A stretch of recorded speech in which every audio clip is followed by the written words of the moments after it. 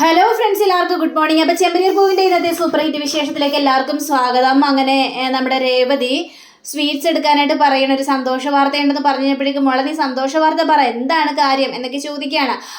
അത് പിന്നെ അച്ഛാ, എനിക്ക് വലിയൊരു ഓർഡർ കിട്ടി. അതായത് ഓഡിറ്റോറിയത്തിൽ ഡെക്കറേഷൻ ചെയ്യാനുള്ള ഓർഡറാണ് എനിക്ക് കിട്ടിയിരിക്കുന്നത്. ഇത് കേട്ട് കഴിഞ്ഞപ്പോഴേക്കും എല്ലാവരും ഒന്ന് ഞെട്ടിപ്പോവാ. പക്ഷേ സച്ചിക്കും അതേപോലെ തന്നെ രവിക്കും അത് വർഷയ്ക്കൊക്കെ ഭയങ്കര സന്തോഷം തോന്നിക്കണം. കൊള്ളാലോ മോളെ, ഇത് വലിയൊരു ഇത് തന്നെയാണല്ലോ എന്നൊക്കെ പറയാണ്. ഏതായാലും അച്ഛാ സ്വീറ്റ്സ് എടുക്കുന്നു പറഞ്ഞുകൊണ്ട് സ്വീറ്റ്സ് കൊടുത്തു കഴിഞ്ഞപ്പോഴേക്ക് രവിയേട്ടാ സ്വീറ്റ്സ് എടുക്കാൻ പാടുണ്ടോ? അതെന്താ? എടി രേവതി, നിനക്കറിയില്ലേ? ഓഹോ, അദ്ദേഹത്തിന് ഷുഗർ ആണെന്ന് അറിഞ്ഞിട്ട് പോലും നീ ആ ലഡു എടുത്ത് കൊടുക്കുകയാണല്ലേ? എന്നിട്ട് അദ്ദേഹത്തിന് മധുരം കൊടുത്തിട്ട് അദ്ദേഹത്തിന് അസുഖം വരുത്തണം, എന്നിട്ട് അദ്ദേഹം തട്ടിപ്പോണം. ഇതല്ലേ നിന്റെ മനസ്സിലുള്ള ആഗ്രഹം? എന്നിട്ട് എൻ്റെ ചന്ദ്ര, നീ ഒന്നും മിണ്ടാതിരിക്കുക. രേവതി മോളൊരു സന്തോഷ വാർത്തയായിട്ട് വന്നിരിക്കുകയല്ലേ, അപ്പൊ പിന്നെ നീ ഇങ്ങനെ കണകണാന്നിങ്ങനെ പറഞ്ഞു കഴിഞ്ഞിട്ടുണ്ടെങ്കിൽ എങ്ങനെയാണ് ശരിയാവുന്നത് എന്നൊക്കെ ഇങ്ങനെ ചോദിക്കാം. അപ്പം ചോദിച്ചു കഴിഞ്ഞപ്പോഴേക്കും അതേ ചന്ദ്രേ, നിനക്ക് ഏതായാലും വേണ്ടെങ്കിൽ വേണ്ട, വല്ലപ്പോഴും ഒരു ലഡ്ഡു കഴിച്ചെന്ന് വിചാരിച്ച് ഷുഗർ ഒന്നും കൂടാനായിട്ട് പോകുന്നില്ല, മനസ്സിലായല്ലോ? ഞാൻ ഈ സ്വീറ്റ് എടുക്കുമെന്ന് പറഞ്ഞുകൊണ്ട് രേവതിയുടെ കയ്യിൽ നിന്ന് ആ സ്വീറ്റ് എടുക്കുകയാണ്. അമ്മ കഴിക്കാമ്മേ എന്ന് പറഞ്ഞപ്പോഴേക്കൂടാ, എന്നെ കഴിപ്പിക്കാൻ വേണ്ടി നീ നോക്കുവാണല്ലേ? എടി രേവതി, നിനക്കിതിൻ്റെ വല്ല കാര്യമുണ്ടോ? നീ എന്നും വീട്ടിൽ ഓരോരോ പൂക്കൾ കൊണ്ട് കൊടുക്കും. ഇത് ഓഡിറ്റോറിയത്തിൽ പൂ കൊണ്ട് കൊടുത്തിരിക്കുന്നു, ഡെക്കറേഷൻ ചെയ്യാനായിട്ട് പോകുന്നു. ഇതിലെന്താണ് ഇത്ര വലിയ കാര്യം? സ്വീറ്റും കൊണ്ട് വന്നിരിക്കുന്നു. അപ്പോഴേക്കും ചന്ദ്രേ, നീ പറയുന്നത് വളരെയേറെ മോശമാണ്. രേവതി ഇപ്പോൾ ഒരു പിടി മുന്നിലേക്ക് പോയിക്കൊണ്ടിരിക്കുകയാണ്. ആ സമയത്ത് നീ സ്വീറ്റ് എടുത്തില്ലെങ്കിൽ നിനക്ക് വേണ്ട. മോളെ രേവതി, ബാക്കിയുള്ളവരെല്ലാവർക്കും കൊടുക്ക്. അപ്പോഴേക്കും രേവതിയാണെങ്കിൽ അമ്മേ എടുക്കമ്മേ എന്നിങ്ങനെ പറയാം. അപ്പോൾ ചന്ദ്ര, ഓ ശരി, ഇത്രയും നിർബന്ധിച്ചതല്ലേ, അപ്പോൾ പിന്നെ ഞാൻ എടുക്കാം എന്ന് പറഞ്ഞുകൊണ്ട് ചന്ദ്ര ലഡു എടുക്കാനായിട്ട് ശ്രമിക്കുമ്പോഴേക്കും ശ്രുതി അവിടെ തടയിക്കണം. അമ്മേ, ലഡു എടുക്കരുത്, കഴിക്കരുത് അമ്മേ. എന്താടാ, ഞാൻ ലഡു എടുത്ത് കഴിച്ചാലേ? അതമ്മ വൃതുപോലെ നമുക്ക് രണ്ടുപേർക്കും, നമുക്കിതൊന്നും കഴിക്കാനായിട്ട് പാടില്ല. പറഞ്ഞ മനസ്സിലായില്ലേ? ഞാൻ ആ കാര്യം ആലോചിച്ചില്ലടാ. അങ്ങനെ രേവതി ആണെങ്കിൽ ശ്രുതിക്ക് കൊണ്ട് കൊടുക്കാൻ ശ്രുതി എടുക്കുകയാണ്. അപ്പോൾ വർഷേ എന്ന് പറഞ്ഞു കൊടുത്തു കഴിഞ്ഞപ്പോഴേക്ക് വർഷം ഒന്നും മിണ്ടാതെ നിൽക്കുകയാണ്.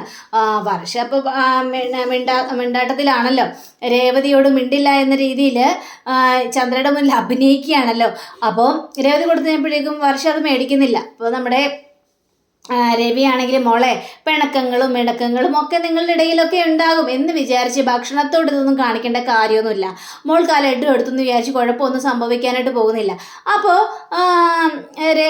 വർഷയാണെങ്കിൽ അത് ശരിയാണല്ലേ, ഈ ഭക്ഷണത്തിനോട് എന്തിനാ പിണക്കം കാണിക്കുന്നതെന്ന് പറഞ്ഞുകൊണ്ട് ആ ഒരു ലഡു എടുത്തിട്ട് നമ്മുടെ വർഷ രേവതിയുടെ മുന്നിൽ കൺഗ്രാജുലേഷൻസ് ചേച്ചി എന്നിങ്ങനെ പറയാം. പക്ഷേ ചന്ദ്രയ്ക്ക് തീരെ അങ്ങോട്ട് ഇഷ്ടപ്പെട്ടുമില്ല. അങ്ങനെ നമ്മുടെ സച്ചിക്ക് കൊടുക്കുകയാണ്. സച്ചിയാണെങ്കിൽ സന്തോഷം കൊണ്ട് മതി മറന്നു നിൽക്കുകയാണ്. രേവതി, നമുക്കിതൊരു അടിപൊളി ആഘോഷമാക്കി മാറ്റണ്ടേ എന്നൊക്കെ ചോദിക്കുകയാണ്. ആഘോഷമാക്കി മാറ്റണം സച്ചിയേട്ടാ, പിന്നെ അല്ലാതെ ഇത് ആഘോഷമാക്കി മാറ്റണം എൻ്റെ രേവതി. അതുകൊണ്ട് നമുക്കിന്ന് ബിരിയാണി ഉണ്ടാക്കാമെന്ന് പറയണം. അത് ശരിയാ സച്ചിയേട്ടാ, നമുക്ക് ബിരിയാണി ഉണ്ടാക്കാം. എങ്കിലേ നമുക്ക് ഇവിടെ ഉള്ളവർക്കും വേണ്ടി മാത്രമല്ല, നിൻ്റെ വീട്ടിലുള്ളവർക്കും പിന്നെ എൻ്റെ കൂട്ടുകാർക്കും പിന്നെ നിൻ്റെ കൂട്ടുകാർക്കും ഒക്കെ നമുക്ക് ബിരിയാണി ഉണ്ടാക്കി കൊടുക്കാം. ഈ സന്തോഷം നമുക്ക് ആടിച്ച് പൊളിക്കണം എന്ന രീതിയിൽ സംസാരിക്കുകയാണ്. അപ്പോഴേക്ക് രവിയാണെങ്കിൽ അത് കലയ്ക്ക് മോനെ, ഇത് നമുക്ക് ആഘോഷിക്കുക തന്നെ ചെയ്യണം. അപ്പോൾ അതിൽ പരം സന്തോഷമൊന്നും കിട്ടാല്ല. രേവതി, നീ പോയി ചിക്കൻ മേടിക്കേ, ഞാൻ പൈസ എടുത്തിട്ട് വരാം എന്നും പറഞ്ഞുകൊണ്ട് സച്ചി പോകാൻ ശ്രമിച്ചേക്ക്. സച്ചിയേട്ടാ അവിടെ നിന്നേ സച്ചിയേട്ടാ. എന്താ രേവതി? അങ്ങനെ സച്ചിയുടെ കയ്യിലേക്ക് 10,000 രൂപ എടുത്ത് കൊടുക്കുകയാണ്. എന്താ രേവതി, ഇത് നിനക്കിത് എവിടെ നിന്ന് കിട്ടി? അത് പിന്നെ സച്ചിയേട്ടാ, ഇത് 10,000 രൂപയുണ്ട്. 10,000 രൂപയോ? എല്ലാവരും കണ്ണു തള്ളി നിൽക്കുക. അതേ സച്ചിയേട്ടാ, ഓഡിറ്റോറിയത്തിൽ എനിക്ക് വർക്ക് കിട്ടിയല്ലോ, അപ്പോൾ അവരെനിക്ക് അഡ്വാൻസ് ആയിട്ട് തന്നതാണ്. അടിപൊളി രേവതി, ഇത് സംഭവം കലക്കിയല്ലേ രേവതി എന്ന് പറഞ്ഞുകൊണ്ട് സച്ചി ആ പൈസ മേടിക്കുകയാണ്. കണ്ടോ വച്ചാ, 10,000 രൂപ അവൾക്ക് അഡ്വാൻസ് ആക്കി കിട്ടിയിരിക്കുന്നു. ഇനി എൻ്റെ രേവതി അതെ ഒരു പിടി മകളിലേക്ക് തന്നെ പോയി, ഇനി ഇങ്ങനെ മകളിലേക്ക് പോയിക്കൊണ്ട് തന്നെയിരിക്കും.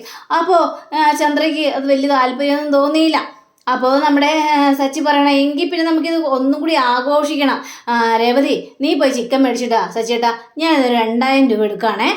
ചിക്കൻ മേടിക്കണ്ടേ സച്ചിയേട്ടാ? ഏതായാലും ബാക്കിയുള്ള പൈസ ഉണ്ടിയിൽ കൊണ്ടിട്ടേര് എന്ന് പറയണം. ഓക്കെ രേവതി എന്ന് പറഞ്ഞുകൊണ്ട് രേവതി ചിക്കൻ മേടിക്കാനും നമ്മുടെ സച്ചി അടുക്കളയിലേക്കും കയറി പോവാം.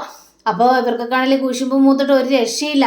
അപ്പോൾ ചന്ദ്രയും സുധിയും കൂടി സംസാരിക്കണം. അമ്മ ഇത് കണ്ടോ അമ്മേ, അവർ ബിരിയാണിയൊക്കെ വെച്ച് അടിച്ച് പൊളിച്ച് ആഘോഷിക്കാനായിട്ട് പോവാണ്. പക്ഷേ നമുക്കൊരു ബിരിയാണി പോലും കിട്ടില്ല.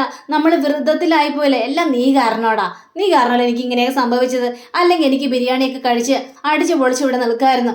അമ്മേ അവരോടൊന്ന് പറഞ്ഞാലോ, നാളെ ബിരിയാണി വെച്ചാൽ മതിയെന്ന്. അപ്പോൾ കുഴപ്പമില്ലല്ലോ. പിന്നെ അതും പറഞ്ഞുകൊണ്ട് ഇനി അങ്ങോട്ട് ചെല്ല്, ബിരിയാണി വെക്കാനായിട്ട് അവർ സമ്മതിക്കും. നീ ഒന്നും മിണ്ടാതിരിക്കുക സുധി, നീ കാരണം ഇങ്ങനെയൊക്കെ സംഭവിച്ചതെന്ന് പറഞ്ഞുകൊണ്ട് ഇവർ കഷ്ടത്തിൽ അങ്ങനെ ഇരിക്കുക. അങ്ങനെ നമ്മുടെ രേവതി സ്കൂട്ടി എടുത്തിട്ട് ചിക്കൻ മേടിക്കാനായിട്ട് പോവാണ്. അപ്പോഴാണ് രേവതിക്ക് പരിചയമുള്ളൊരു ചേച്ചിയെ കാണുന്നത്. അപ്പം ചേച്ചിയെ കഴിഞ്ഞപ്പോഴേക്കും എന്താ ചേച്ചി എന്താ ഇവിടെ നിൽക്കുന്നത്? അത് പിന്നെ മോളെ, ഞാനൊരു ഓട്ടോറിക്ഷ കാത്ത് നിന്നാണ്, എനിക്ക് ഇന്ന സ്ഥലം വരെയും പോകണം. അല്ല രേവതി, നീ എങ്ങോട്ട് പോകുന്നത് ചോദിക്കണം. ചേച്ചി ഞാനേ കുറച്ച് ചിക്കൻ മേടിക്കാനായിട്ട് പോവാണേ, ബിരിയാണി ഉണ്ടാക്കണം. അതിനു വേണ്ടി.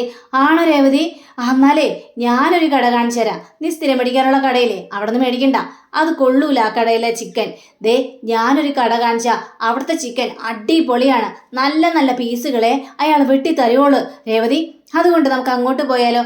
നീ എന്നെ കൊണ്ടുപോ, ഞാൻ കാണിച്ചു തരാം എന്ന് പറയാണ്. ശരി ചേച്ചി എന്നും പറഞ്ഞുകൊണ്ട് ഈ സ്ത്രീ വണ്ടിയിൽ കയറുകയാണ്. വണ്ടി കയറി കഴിഞ്ഞപ്പോഴും പിന്നീട് കാണിക്കുന്നത് നമ്മുടെ ബീരാനിക്കയാണ്. അപ്പോൾ ബീരാനിക്കയുടെ കടയിലാണ് ഇവരിങ്ങനെ വന്നുകൊണ്ടിരിക്കുന്നത്. അപ്പോൾ ബീരാനിക്കാണെങ്കിൽ ഇറച്ചി വെട്ടി നുറുക്കിയൊക്കെ കൊടുക്കുകയാണ് ഒരാൾക്ക്. അപ്പോൾ ബീരാനിക്ക, ഇതെന്താ ബിരിയാണിക്ക, നന്നായിട്ട് വെട്ട്. എടാ കറിക്ക് എങ്ങനെ വെട്ടണം, ബിരിയാണിക്ക് എങ്ങനെ വെട്ടണം എന്നൊക്കെ എനിക്കറിയാം. നീ എന്നെ കൂടുതൽ പഠിപ്പിക്കാൻ നിൽക്കണ്ട, മനസ്സിലായല്ലോ? എൻ്റെ പൊന്നെ, നിങ്ങളുടെ ഒരു വായ. അതേടാ, ഈ വായ കൊണ്ട് തന്നെയാണ് ബിരിയാണിക്ക് ഒരുപാട് ജീവിക്കുന്നത് എന്ന് ബിരിയാണിക്ക പറയാം. അങ്ങനെ പറഞ്ഞുകൊണ്ടിരിക്കുന്ന സമയത്താണ് അതാ വരുന്ന രേവതി ആ ചേച്ചിയും കൂടി സ്കൂട്ടറിൽ വരിക. അപ്പോൾ ആ ചേച്ചി സ്കൂട്ടറിൽ നിന്ന് ഇറങ്ങിയാണ്. അപ്പോഴാണ് രേവതിക്ക് പെട്ടെന്നൊരു കോള് വരുന്നത്. അപ്പോൾ കോൾ ഉണ്ട് കഴിഞ്ഞപ്പോഴേക്കും ചേച്ചി പോയി ചിക്കൻ ഒന്ന് ഓർഡർ ചെയ്യുക. ഞാനേ അമ്മയാണ് വിളിക്കുന്നത്, ഞാൻ അമ്മയോടൊന്ന് സംസാരിച്ചിട്ട് വരാം. ശരി രേവതി. അങ്ങനെ അമ്മയോട് സംസാരിക്കുകയാണ് രേവതി. അങ്ങോട്ട് മാറി നിന്നാണ് സംസാരിക്കുന്നത്. അപ്പോൾ ഈ ചേച്ചി നേരെ ഈ ബിരിയാണിക്കയുടെ കടയിലേക്ക് ചെല്ലുകയാണ്. ചേട്ടാ എന്ന് പറഞ്ഞ് വിളിക്കാം. ഇതാര്? എന്തൊക്കെയുണ്ട് ബിരിയാണിക്ക വിശേഷങ്ങളൊക്കെ? എന്ത് വിശേഷം? വിശേഷങ്ങളല്ല, ഇങ്ങനെ പോകുന്നു. വെട്ടി നുറുക്കി കഷ്ണം നുറുക്കിയാക്കിയിട്ട് ഞങ്ങൾ കവറിൽ കൊടുക്കും, ഇതൊക്കെ തന്നെയാണ് വിശേഷം എന്നൊക്കെ പറഞ്ഞു കഴിഞ്ഞപ്പോഴേക്കും അല്ല നിങ്ങൾക്ക് എന്താ വേണ്ടത്? എനിക്കേ ചിക്കനാണ് വേണ്ടത്. അപ്പം മട്ടൻ വേണ്ടേ? വേണ്ട, മട്ടൻ വേണ്ട, ബിരിയാണി ഉണ്ടാക്കാൻ വേണ്ടിയാണ്. 7 കിലോ ചിക്കൻ വേണേ. പിന്നെ എന്താണ്, ഇപ്പം തന്നെ വെട്ടി നുറുക്കി തരാന്നേ എന്ന് പറഞ്ഞുകൊണ്ട് നമ്മുടെ ബിരിയാണിക്ക നുറുക്കാനായിട്ട് തുടങ്ങാണ്. അല്ല എന്താണ് വിശേഷം? അയ്യോ വിശേഷം എനിക്കൊന്നല്ല, അതെ എൻ്റെ ഒരു ഫ്രണ്ടിനാണ് ഈ ചിക്കൻ വേണ്ടതേ, അവരുടെ വീട്ടിൽ ബിരിയാണി ഉണ്ടാക്കാനാണ്. അതെ ഒന്ന് സംസാരിക്കുന്നില്ലേ, അതാണ് കക്ഷി എന്ന് പറഞ്ഞുകൊണ്ട് ബിരിയാണിക്കൊക്കെ കാണിച്ചു കൊടുക്കുക. അപ്പോൾ രേവതിയുടെ മുഖം കാണുന്നില്ല, രേവതി അങ്ങോട്ട് തിരിഞ്ഞാൽ നിൽക്കുന്നത്. അവർക്ക് വേണ്ടിയാണല്ലേ ബിരിയാണിക്കയുടെ കയ്യിൽ നല്ല ഇറച്ചി കിട്ടുമല്ലോ, അതുകൊണ്ടാണ് ഞാൻ പെണ്ണിനെയും കൂട്ടി വന്നത്. പിന്നെ സ്ഥിരമായിട്ട് ഇനി ഇവിടെ വരും, നല്ല പീസുകൾ വേണേ കൊടുക്കാനായിട്ട്. പിന്നെ എന്താ, അപ്പോൾ പുതിയ കസ്റ്റമറായിട്ട് വന്നിരിക്കുകയാണല്ലോ. അങ്ങനെ പെട്ടെന്ന് ബിരാൻ നേരെ രേവതിയെ നോക്കി കഴിഞ്ഞപ്പോൾ രേവതി ഫോൺ വിളിച്ചുകൊണ്ട് ഇങ്ങോട്ട് തിരിഞ്ഞു. രേവതിയുടെ മുഖം കണ്ടു കഴിഞ്ഞപ്പോഴേക്ക് ബിരാനൊക്കെ പേടിച്ചു പോയി. എൻ്റെ ദൈവമേ, ഇത് സച്ചിയുടെ ഭാര്യ രേവതിയല്ലേ? അവൾ എന്നെ കണ്ടു കഴിഞ്ഞിട്ടുണ്ടെങ്കിൽ പണി പാളും. സച്ചി എന്നെ വെട്ടി നുറുക്കിയത് ഇതേപോലെ പീസാക്കും, അതുകൊണ്ട് അത് വേണ്ട, ആകെ പണി പാളിയല്ലോ എന്നൊക്കെ വിചാരിച്ച് നമ്മുടെ ബിരിയാണിക്ക നേരെ കത്തി ഇങ്ങനെ മുന്നിൽ വെക്കണം. അപ്പോൾ ഈ സ്ത്രീ ചോദിക്കണം, എന്താ ബിരിയാണിക്ക് എന്ത് പറ്റി? അല്ല ഞാൻ കത്തിക്ക് മൂർച്ചയുണ്ടോയെന്ന് നോക്കിയതാണ്. ആണോ? അങ്ങനെ രേവതി ഫോണൊക്കെ വിളിച്ചിട്ട് ശരി അമ്മ, ഞാൻ വീട്ടിൽ ഫുഡൊന്നും ഉണ്ടാക്കണ്ട, ഞാൻ ഏതായാലും ബിരിയാണി കൊടുത്ത് വിട്ടേക്കാന്നേ എന്നും പറഞ്ഞുകൊണ്ട് ഫോൺ വെച്ചിട്ട് നേരെ രേവതി കയറുകയാണ്. അപ്പോഴേക്കും ഈ ബിരിയാണിക്കാണെങ്കിൽ അവിടെ നിന്ന് വെച്ചൊരു തോർത്തെടുത്തിട്ട് മുഖത്ത് മുഴുവൻ ചുറ്റിക്കുകയാണ്. തേമ ജീവിക്കാൻ വേണ്ടി എന്തെല്ലാം കാര്യങ്ങൾ ചെയ്യേണ്ടി വരും എന്ന് ചിന്തിച്ച് ബിരിയാണിക്ക് മുഖം മുഴുവൻ മൂടുക. അപ്പോൾ രേവതി വന്നു കഴിഞ്ഞപ്പോഴേക്കും ആ ചേച്ചി, ഇതെന്താ ഇവർ ഇങ്ങനെ? അപ്പോൾ ആ ചേച്ചി ചോദിക്കണേ, എന്തു പറ്റി, നിങ്ങളെന്താ തോർത്തുകൊണ്ട് മുഖം മൂടിയിരിക്കുന്നത്? അത് പിന്നെ ജലദോഷമാണ്. ജലദോഷമാണ് എനിക്ക് എന്ന് സൗണ്ട് മാറ്റി ഇങ്ങനെ പറയാം. അങ്ങനെ പറഞ്ഞു കഴിഞ്ഞപ്പോഴേക്കും രേവതി ഇവരെ തന്നെ നോക്കാം. അപ്പോൾ ഇയാളാണെങ്കിൽ ചിക്കനാണെങ്കിൽ കരകരികരാന്നിങ്ങനെ അരിഞ്ഞുകൊണ്ട് കഴിഞ്ഞപ്പോഴേക്കും ഈ ചേച്ചി പറയാണ്, അയ്യോ ഇതെന്താ, ഇത് ബിരിയാണിക്ക് വേണ്ടിയുള്ള ചിക്കനാണ്, അല്ലാണ്ട് കറിക്ക് വേണ്ടിയുള്ളതല്ല. അപ്പോൾ ഇയാളെ മനസ്സ് ചിന്തിക്കണം, അയ്യോ ബിരിയാണിക്ക് വേണ്ടി തന്നെയാണ് ഞാൻ വെട്ടിയത്, പക്ഷേ പേടി കൊണ്ട് ചകചാന്നങ്ങനെ ആയിപ്പോയതാണേ. അപ്പോൾ രേവതി ചോദിക്കുകയാണ്, എന്ത് ചേച്ചി ഇയാളൊന്നും മിണ്ടൂലേ? എൻ്റെ പൊന്ന് രേവതി, മിണ്ടാതിരിക്കുന്നതാണ് നല്ലത്. മിണ്ടിക്കഴിഞ്ഞാലില്ലേ ഇവിടെ വലിയ പ്രശ്നമാവും, അതുകൊണ്ട് ഇയാൾ മിണ്ടാതിരിക്കുന്നതായിരിക്കും നല്ലത്. അങ്ങനെ ഇതിലുള്ള 7 കിലോ ചിക്കൻ അങ്ങോട്ട് പെട്ടെന്ന് ഇങ്ങനെ ഉണ്ടാക്കുകയാണ്. 7 കിലോ ചിക്കൻ വെട്ടി വെട്ടി നുറുക്കി ഒരേ കവറിലാക്കിയിട്ട് രേവതിയുടെ കയ്യിലേക്ക് കൊടുക്കുക. അപ്പോൾ രേവതി ചോദിക്കണ്ട ചേട്ടാ എത്ര രൂപയായി എന്ന് ചോദിച്ചപ്പോഴേക്കും ഇയാൾക്ക് സംസാരിക്കാൻ പറ്റും. സംസാരിച്ച് കഴിഞ്ഞിട്ടുണ്ടെങ്കിൽ ബിരിയാണിക്കാണെന്ന് മനസ്സിലാവുമല്ലോ. അങ്ങനെ ഇയാളാണെങ്കിൽ ഇങ്ങനെ ആംഗ്യം കാണിക്കുക. അപ്പോൾ രേവതി എന്താ എത്രയെന്ന് അങ്ങനെ പേപ്പർ എടുത്തിട്ട് പേപ്പറിൽ എഴുതിക്കണ്ട. 1050 രൂപ അല്ലേ, ഓക്കെ ഞാൻ തരാമെന്നും പറഞ്ഞുകൊണ്ട് 1050 രൂപ കൊടുക്കുക. അപ്പോൾ വളരെ നന്ദി എന്നും പറഞ്ഞുകൊണ്ട് കാണിച്ചു കഴിഞ്ഞപ്പോഴേക്കും ഇതെന്ത് ഇയാളിങ്ങനെ പറയുന്നത്? വീണ്ടും വരാൻ പറയാണ് രേവതി. ശരി ഞാൻ സ്ഥിരമായിട്ട് ഇനി ഇവിടുന്ന് ചിക്കൻ മേടിക്കുള്ളൂ എന്ന് പറഞ്ഞപ്പോഴേക്കും ഇവരവിടുന്ന് പോവാണ്. അപ്പോഴേക്കും ബിരിയാണികൾക്ക് ശ്വാസം നേരെ വീണ. എൻ്റെ ദൈവമേ, ഇതെന്തൊരു വിധിയായിപ്പോയി. രേവതി എങ്ങാനും എന്നെ കണ്ടിരുന്നെങ്കിൽ എൻ്റെ ഇടപാട് തീർന്നു പോയാനായിരുന്നു എന്നിങ്ങനെ ചിന്തിക്കുകയാണ്. അങ്ങനെ നമ്മുടെ സച്ചിയെയും ബാക്കിയുള്ളവരൊക്കെ കാണിക്കുക. അപ്പോൾ സച്ചി ഒരടപ്പും ഒരു ചെമ്പൊക്കെയായിട്ട് വരികയാണ്. ചെമ്പൊക്കെയായിട്ട് വന്നു കഴിഞ്ഞപ്പോഴേക്കും എന്താണ് ഇതെന്നൊക്കെ ചോദിക്കുക. കണ്ണു കണ്ടൂടെ, ഇത് ബിരിയാണി ഉണ്ടാക്കാൻ വേണ്ടി ചെമ്പ്, ഇത് സ്റ്റവ് എന്നൊക്കെ പറയാം. ബിരിയാണി 45 പേർക്ക് ഉണ്ടാക്കണം. 45 പേർക്ക്? അതെ, 45 പേർക്കുള്ള ബിരിയാണി ഉണ്ടാക്കണമെങ്കിൽ ഇത്രയും വലിയ ചെമ്പൊക്കെ വേണ്ടേ? അത് ശരിയാണല്ലോ. എന്നാൽ വാട സച്ചി നമുക്ക് ബിരിയാണി ഉണ്ടാക്കാൻ പോകുന്ന അച്ഛൻ പറയാ. അച്ഛൻ അതിന് ചിക്കൻ എത്തിയില്ലല്ലോ. ശരിയാണല്ലേടാ, ചിക്കൻ എത്തിയില്ലല്ലോ. അങ്ങനെ നമ്മുടെ രേവതി ഇതാ ചിക്കൻ കൊണ്ടുവരുന്നു. രേവതി, നല്ല ചിക്കൻ തന്നെയാണ് കിട്ടിയിരിക്കുന്നത്. നീ ഇത്ര വൈകിയത്? നല്ല ചിക്കനാണ്. ഞാൻ സ്ഥിരം പോണ ആ കടയിലേ, അവിടെ ആ കട അടച്ചിട്ടിരിക്കുകയായിരുന്നു. അതുകൊണ്ട് വേറൊരു കട എനിക്ക് കാണിച്ചു തന്നു. അവിടെ നല്ല അടിപൊളി ചിക്കൻ കിട്ടി സച്ചിയേട്ടാ. ഇനി അവിടെ നിന്ന് മേടിച്ചാൽ മതി നമുക്ക് ചിക്കൻ. രേവതി, എന്നെങ്കിലും എത്രയും പെട്ടെന്ന് നമുക്ക് ബിരിയാണി ഉണ്ടാക്കണം. സച്ചിയേട്ടാ. അപ്പോഴേക്കും ചന്ദ്രയാണെങ്കിൽ അതെ, ഞങ്ങൾക്ക് 2 പേർക്കും ഇവിടെ വ്രതമാണ്, അതുകൊണ്ട് ഈ അടുക്കളയിൽ ചിക്കൻ ഉണ്ടാക്കാനായിട്ട് ഞാൻ സമ്മതിക്കില്ല എന്ന് പറയുകയാണ്. ഇത് കേട്ട് കഴിഞ്ഞപ്പോഴേക്കും ശ്രീകാന്ത് ആണെങ്കിൽ അല്ലെങ്കിലും സച്ചിയേട്ടാ ഈ അടപ്പിൽ ഇത്രയും വലിയ ചെമ്പ് വെച്ച് നമുക്ക് ഉണ്ടാക്കാനായിട്ട് പറ്റില്ല, നമുക്ക് പുറത്ത് അടപ്പ് കൂട്ടിയാലോ? എങ്കിൽ പുറത്ത് വാ ശ്രീകാന്തേ, എങ്കിൽ എല്ലാവരും വാ എന്ന് പറഞ്ഞുകൊണ്ട് ഇവരെല്ലാവരും ചെല്ലുകയാണ്. ഈ ചന്ദ്രയാണെങ്കിൽ ആകെ അണി കിട്ടിയെന്നൊരവസ്ഥയിൽ ദൈവമേ ഇനിയിപ്പോൾ കൊതി മൂത്ത് ഇവിടെ നിൽക്കേണ്ട അവസ്ഥയെ വരുവുള്ളൂ എന്നൊക്കെ പറയാ.